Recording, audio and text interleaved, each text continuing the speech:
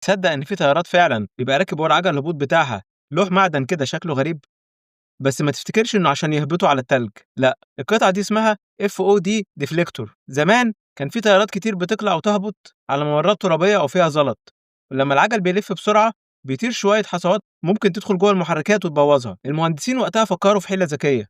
أول حاجة اللوح المعدني ده بيصد الحصى اللي بيطير عشان ما يخبطش في الجناح ولا في المحرك. بعدين بص كده على العصاية المعدنية اللي خارجة قدام المحرك دي، اسمها فورتكس ديسابيتور.